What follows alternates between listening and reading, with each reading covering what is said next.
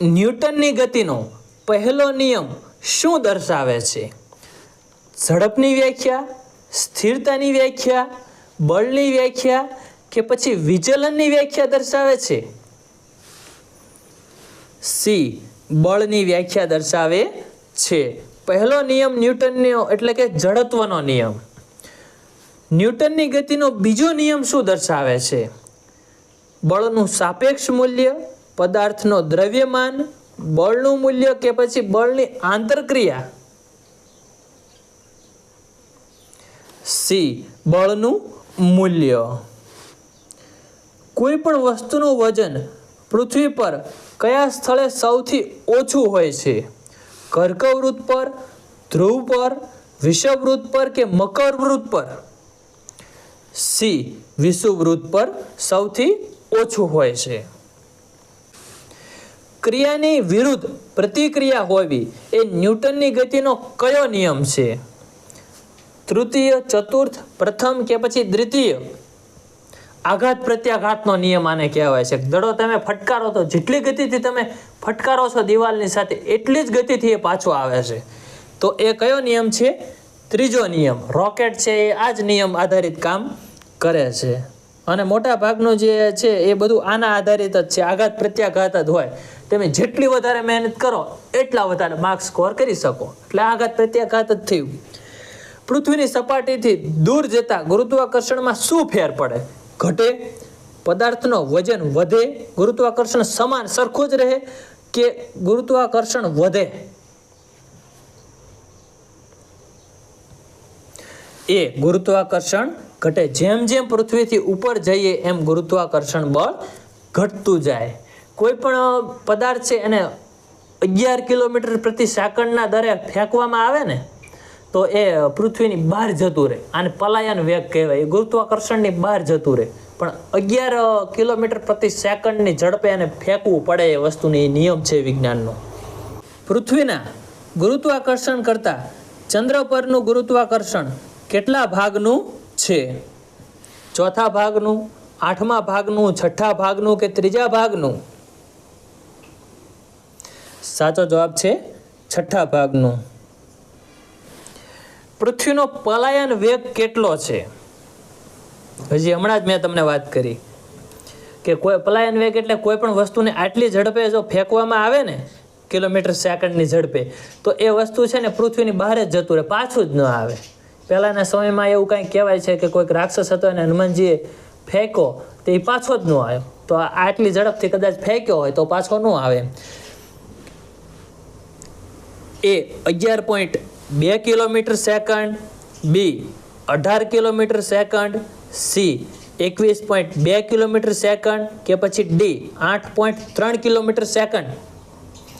એ 11.2 kilometre સેકન્ડના દરે ફેંકવામાં આવે તો એ પૃથ્વીની બહાર નીકળી જાય. એ ગુરુત્વાકર્ષણની છટકી જાય એટલે એ આવી જ ન શકે પાછું. એ ઉડા જ રાખે ઉપર.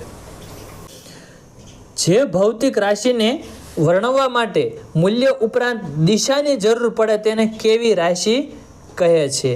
અદિશ રાશિ, મૂલ્ય રાશિ, સદિશ રાશિ કે દિશાહીન રાશિ? ખાસ ધ્યાને રાખવું, મૂલ્ય ઉપરાંત દિશાની પણ જરૂર પડે તો એને સદિશ રાશિ કહેવાય. કેવી રાશિ? સદિશ રાશિ. બળને માપવા માટેનો નાનો એકમ કયો? ડાઇન, સ્થેન, પૌંડ કે પછી ન્યૂટન? ડાઇન છે સૌથી નાનામાં નાનો એકમ. કયા ભારતીય વૈજ્ઞાનિકે ન્યૂટનથી અગાઉ પૃથ્વીના ગુરુત્વાકર્ષણ બળના સિદ્ધાંતોની જાણકારી આપી હતી? આપણે જે ઇતિહાસની MCQ સિરીઝ જોઈ ને એની અંદર આ પ્રશ્ન આવી ગયો જ છે. બ્રહ્મગુપ્ત, વરાહમિહિર, આર્યભટ્ટ કે ભાસ્કર? સાચો જવાબ બનશે ઓપ્શન એ, બ્રહ્મગુપ્ત. બ્રહ્મસ્ફુટ સિદ્ધાંત જે છે એની અંદર અગાઉ ગુરુત્વાકર્ષણની વાત ન્યૂટન પહેલા કરી દીધી છે. સૌર ઉર્જાનું વિદ્યુત ઉર્જામાં રૂપાંતર શેના દ્વારા કરવામાં આવે છે? વિદ્યુત મોટર, સોલાર સેલ, મીણબત્તી કે પછી ટ્યુબલાઇટ? બી, સોલાર સેલ. આ સોલાર સેલ એક એવો સેલ આવે કે જેના દ્વારા સૌર ઉર્જાનું વિદ્યુતમાં રૂપાંતર થઈ શકે, જેના કારણે અંતરિયાળ જે પહાડી વિસ્તાર છે એમાં વિદ્યુત લાઇટ ન પહોંચી શકે એવા વિસ્તારોમાં પણ આ સોલાર સેલના ઉપયોગથી લાઇટ થઈ શકે છે. રાસાયણિક ઉર્જાનો વિદ્યુત ઉર્જામાં રૂપાંતર શેના દ્વારા થઈ શકે છે? વિદ્યુત સેલ, ડાયનેમો, વિદ્યુત મોટર કે વિદ્યુત બલ્બ? એ વિદ્યુત સેલ દ્વારા રાસાયણિક ઉર્જા છે એનું વિદ્યુત ઉર્જામાં, સેલ એ એક પ્રકારની રાસાયણિક પ્રક્રિયા છે પાવરની, હવે એમાંથી વિદ્યુત ઉર્જામાં રૂપાંતર થાય છે. સિતાર દ્વારા કઈ ઉર્જાનું ધ્વનિ ઉર્જામાં રૂપાંતર થાય છે? આવૃત્તિ ઉર્જા, રાસાયણિક ઉર્જા, યાંત્રિક ઉર્જા કે પછી સ્થિતિ ઉર્જા? સી, યાંત્રિક ઉર્જા. જેમ્સ વોટ દ્વારા કયા સાધનની શોધ કરાય છે? લાઉડ સ્પીકર, વિદ્યુત બલ્બ, ડીઝલ એન્જિન કે પછી વરાળ એન્જિન? ડી, વરાળ એન્જિનની. વિદ્યુત અવરોધ માપવાનો એસઆઈ એકમ કયો છે? કોલમ, બીટીયુ, વોલ્ટ એમ્પિયર કે પછી વોટ? સાચો જવાબ બનશે સી, વોલ્ટ એમ્પિયર, કે જેની સંજ્ઞા એ છે. 1 યુનિટ બરાબર કેટલા કિલોવોટ થાય? 1, 221, 763 કે 142? તો એ 1 યુનિટ બરાબર 1 કિલોવોટ થાય. યુ બરાબર mgh સૂત્ર દ્વારા કઈ ઉર્જા માપવામાં આવે છે? ન્યુક્લિયર ઉર્જા, યાંત્રિક ઉર્જા, સ્થિતિ ઉર્જા કે ગતિ ઉર્જા? બી, સ્થિતિ ઉર્જા માપવામાં આવે છે. કાર્યનું મૂલ્ય શું ન હોઈ શકે? ધન, શૂન્ય, ઋણ કે અગણિત? સી, ઋણ ન હોઈ શકે. કાર્યનું મૂલ્ય ધન, શૂન્ય, અગણિત હોઈ શકે પણ ઋણ હોઈ શકે નહીં. OTEC એટલે કે ઓશિયન થર્મલ એનર્જી કોર્પોરેશન સ્થાપિત કરનાર પ્રથમ દેશ કયો છે? ભારત, બ્રિટન, ડેનમાર્ક કે પછી સ્વીડન? સાચો જવાબ બનશે ઓપ્શન એ, ભારત. ભારતનું સૌથી વધુ પવન ઉર્જાથી વિદ્યુત ઉર્જામાં ઉત્પાદન કરતું રાજ્ય કયું છે? આંધ્રપ્રદેશ, તમિલનાડુ, રાજસ્થાન કે પછી ગુજરાત? સાચો જવાબ બનશે ઓપ્શન બી, તમિલનાડુ. કાર્ય એ કઈ બે ભૌતિક રાશિનું ગુણનફળ દર્શાવે છે? એ, બળ અને ઉર્જા, બી, બળ અને સ્થાનાંતર, સી, ઝડપ અને ગતિ, ડી, ગતિ અને સ્થાનાંતર? બી, બળ અને સ્થાનાંતર દર્શાવે. કાર્ય કરવાના સમય દરને શું કહેવાય છે? શક્તિ, ઉર્જા, ઝડપ કે પછી ગતિ? એ, શક્તિ કહેવામાં આવે છે. વિદ્યુત અવરોધક તાર બનાવવા માટે કઈ મિશ્ર ધાતુનો ઉપયોગ કરવામાં આવે છે? બોરોન, ડ્યુટેરિયમ, ક્રોમિયમ કે પછી નિક્રોમ? ડી, નિક્રોમનો તારનો ઉપયોગ કરવામાં આવે છે. ફ્યુઝ કયા સિદ્ધાંત પર કાર્ય કરે છે? વિદ્યુત પ્રવાહની અવરોધકતા, વિદ્યુત પ્રવાહની તાપીય અસર, વિદ્યુત પ્રવાહની તરંગ લંબાઈ કે પછી વિદ્યુત પ્રવાહની ઝડપ? બી, વિદ્યુત પ્રવાહની તાપીય અસર ઉપર કામ કરે છે. આ બધું જે વિજ્ઞાન છે ને એ આપણા જે રોજિંદા જીવનમાં જે ઉપયોગી છે ને એને આસપાસ વણી લેતી બાબતોને આપણે આવરી લીધેલી છે. કારણ કે પરીક્ષાઓમાં એવું કહેવામાં આવે છે કે જે રોજિંદા જીવનમાં ઉપયોગી વિજ્ઞાન હોય ને એ વધારે પૂછાય છે. જે આપણે રોજબરોજના ઉપયોગમાં લેતા હોય, જે બલ્બ છે, પછી આ ફ્યુઝ છે, પછી અમુક બીજી બાબતો ઘણી બધી આપણે એવી આગળ આવશે અને આપણે અહીંયા એવા જ પ્રશ્નો લીધેલા છે. તો વિદ્યાર્થી મિત્રો, જો તમને વિડીયો પસંદ આવતો હોય, નવું કાંઈક શીખવા મળતું હોય તો અત્યારે જ આ વિડીયોને એક લાઈક અવશ્ય આપી દેજો અને ચેનલને સબસ્ક્રાઈબ પણ કરી શકો છો. વાહકમાંથી વિદ્યુત પ્રવાહ પસાર કરતા તેની આસપાસ ચુંબકીય ક્ષેત્ર ઉત્પન્ન થાય તો તેને શું કહેવાય? એ, ઇલેક્ટ્રોડાયનેમો, બી, મેગ્નેમો, સી, ઇલેક્ટ્રો ટેમ્પરેચર કે ડી, ઇલેક્ટ્રોમેગ્નેટ? ડી, ઇલેક્ટ્રોમેગ્નેટ કહેવાય. ન્યૂટનની ગતિના પહેલા નિયમને અન્ય કયું નામ આપવામાં આવ્યું છે? બ્રહ્મગુપ્તનો સિદ્ધાંત, ગેલિલિયોનો નિયમ, વોટસનનો નિયમ કે પાયથાગોરસનો નિયમ? બી, એને અન્ય નામ ગેલિલિયોનો નિયમ પણ આપવામાં આવ્યું છે. ઊભી રહેલ મોટર અચાનક શરૂ થવાથી અંદર બેઠેલા યાત્રીઓને પાછળની બાજુ ધક્કો લાગે છે, એવું કયા કારણથી થાય છે? સ્થિરતાને કારણે, મોટરની ઝડપના કારણે, મોટર ઊભી હોવાના કારણે કે જડત્વના કારણે? તો ડી, જડત્વના કારણે. ન્યૂટનની ગતિનો બીજો નિયમ બળ વિશેનું કયું સૂત્ર આપે છે? P બરાબર ma, F બરાબર ma, m બરાબર fa કે F બરાબર pa? સાચો જવાબ બનશે ઓપ્શન બી, F બરાબર ma.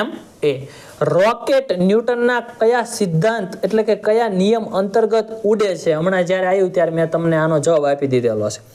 ન્યૂટનની ગતિનો પ્રથમ નિયમ, ગેલિલિયોની ગતિનો પ્રથમ નિયમ, ન્યૂટનની ગતિનો દ્વિતીય એટલે કે બીજો નિયમ કે ન્યૂટનની ગતિનો ત્રીજો નિયમ?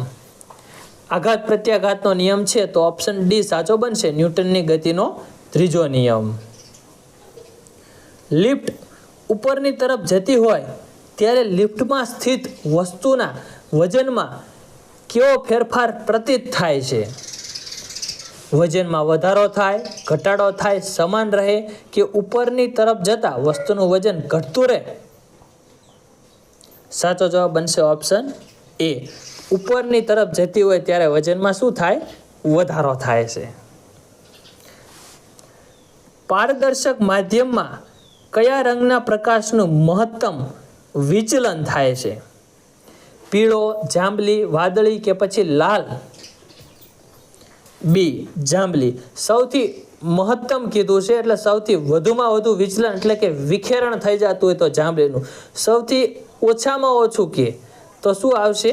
લાલ રંગ. લાલ રંગનું વિચલન ઓછું થાય એટલે તરંગ લંબાઈ વધારે પૂછે તો લાલ રંગની, ઓછી તરંગ લંબાઈ હોય તો જાંબલી રંગની.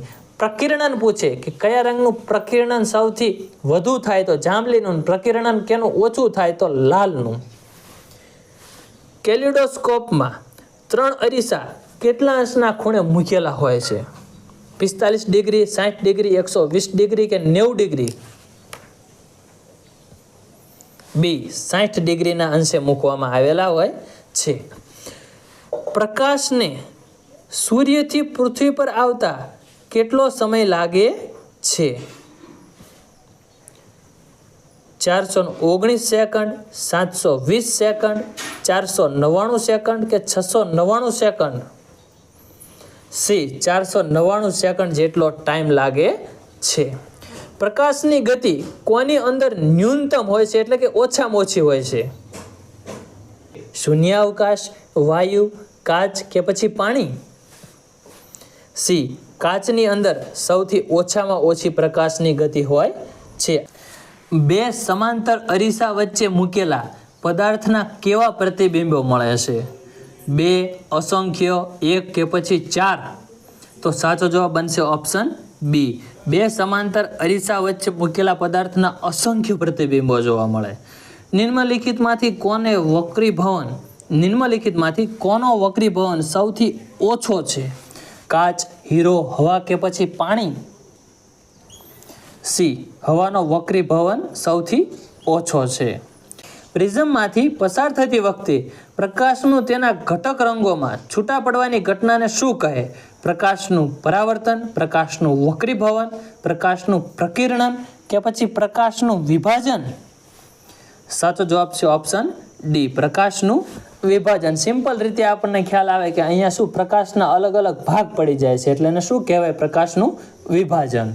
પ્રિઝમને કુલ કેટલી સપાટીઓ હોય છે? 6, 3, 5 કે પછી 4? સી, 5 સપાટીઓ આવેલી હોય છે. પ્રકાશના કિરણોને ગતિ કરવા માટે કયા માધ્યમની જરૂર હોય છે? હવા, પાણી, કાચ કે પછી એક પણ નહીં? ડી, એક પણ નહીં. પ્રકાશના કિરણોને કાંઈ વસ્તુની એના માધ્યમની જરૂર જ ન હોય. કયા રંગના પ્રકાશનો વેગ કાચમાં સૌથી વધારે હોય છે? લાલ, લીલો, પીળો કે પછી જાંબલી? એ, લાલ રંગ.